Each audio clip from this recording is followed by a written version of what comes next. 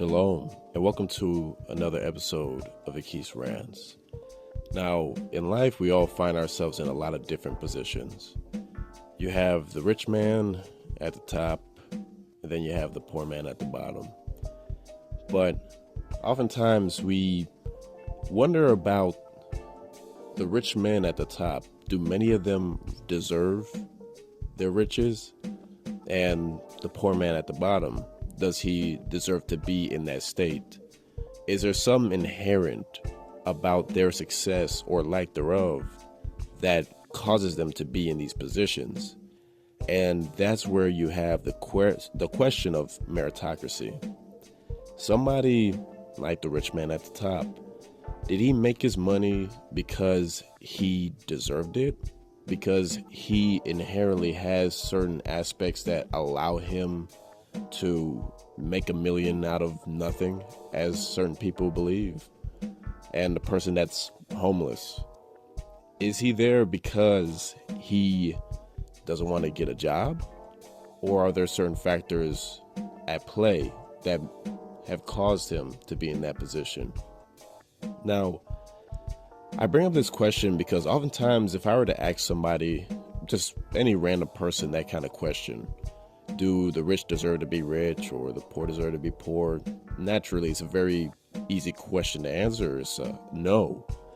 But we live in a day and age where a lot of people's moralities on paper do not really fit how they actually operate within life.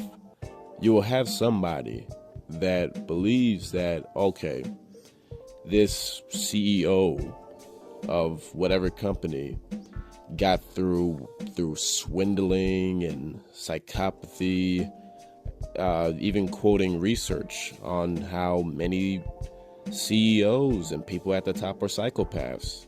But these same people, when it comes to the job market, when it comes to education, they will see you struggling, or they will see people getting fed up with the workforce or getting fed up with these different careers that they're in, or getting fed up with the state of education.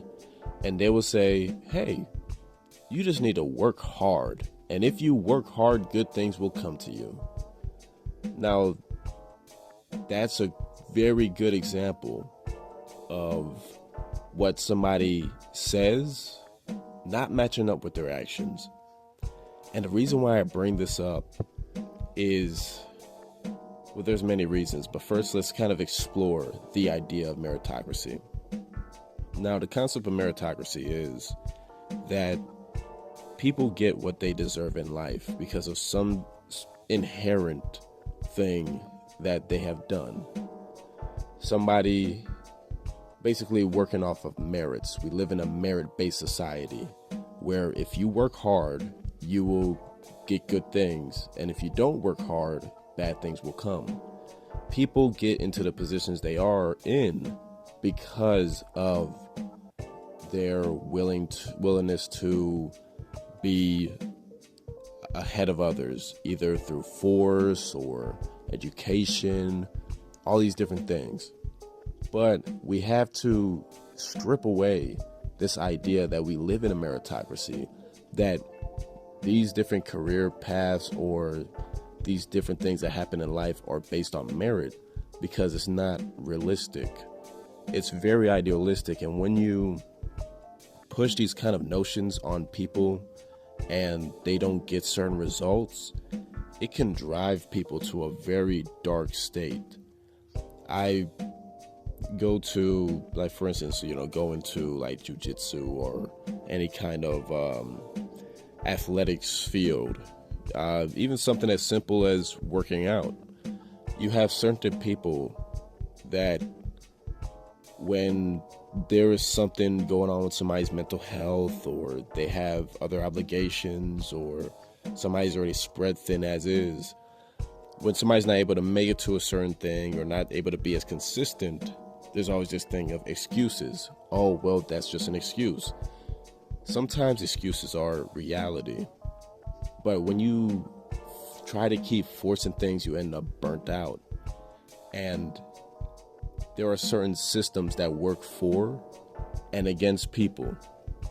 For instance, when you have somebody that enters into that they want to get a job, they want to make a good living, be able to support their family, and they get into a very crowded educational market, saturated market for a career such as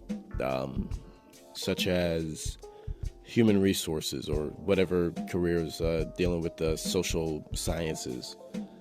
And it becomes hard for them to get a job because they need X amount of years of schooling, X amount of years of experience, and then they go and they get the job, and inflation has made it to the point where they could barely survive. Is it their fault? Or are there certain things at play that are outside their control?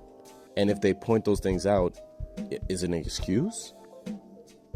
Or is it just a reality? We live in a time where reality is very hard. There's a lot of difficult things to cope with. And I believe that certain people, well, a lot of people that believe in this whole meritocracy concept are people that are afraid to truly face the reality that we are living in today, where the job market is difficult. It's hard to even get groceries. A lot more people are becoming homeless, and it is not their fault. And that's not to say that you just lie and don't do anything. I believe in action. Throughout any circumstance, you must have action. But sometimes you got to choose between the rock or the hard place. And sometimes there is no third option as far as just, well, it would all just be better if you just worked a bit harder. Sometimes you have to learn how to conserve your energy. And conserving your energy could mean anything from taking time to plan.